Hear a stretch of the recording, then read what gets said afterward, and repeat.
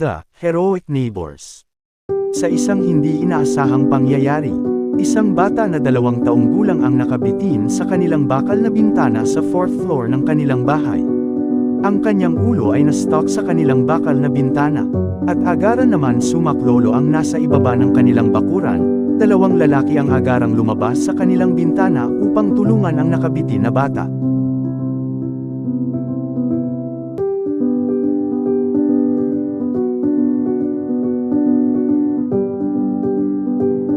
At maingat nila itong inaalalayan ang bata, dahil sa maling galaw nila ay sila naman ang mahuhulog.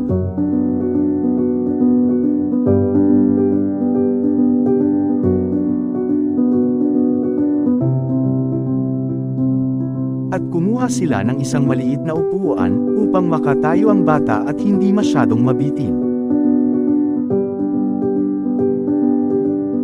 Ngunit kahit may nakuha silang upuan, hindi pa rin ito sapat upang makatayo ng maayos ang bata. At ang mas nakakatakot pa ay pwedeng masuffocate ang bata pag ito ay matagalan at ikakasanhi pa sa hindi inaasahang pangyayari kung hindi nila ito agarang makuha.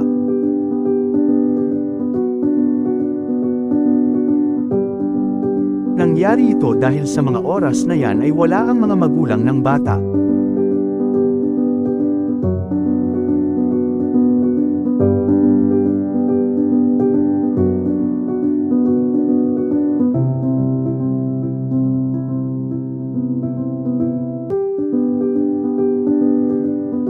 Napakadelikado din ang ginawa ng mga tumulong dahil wala silang sapat na kagamitan.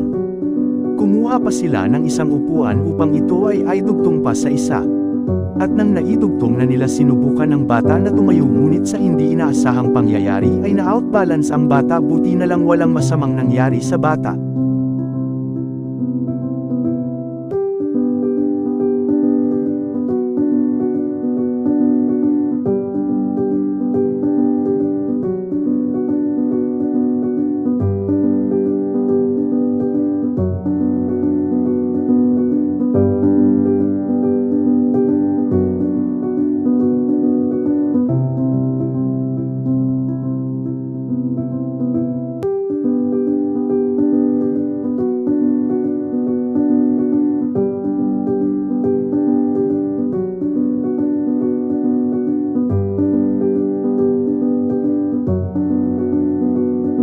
Buti na lang na nakapasok ang ibang tumulong sa kanilang bahay at agarang kinuha ang bata.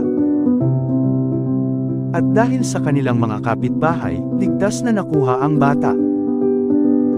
Not all heroes wear capes, some hero is someone who will take risks just to save others, that is the real hero. Maraming salamat po sa panunood.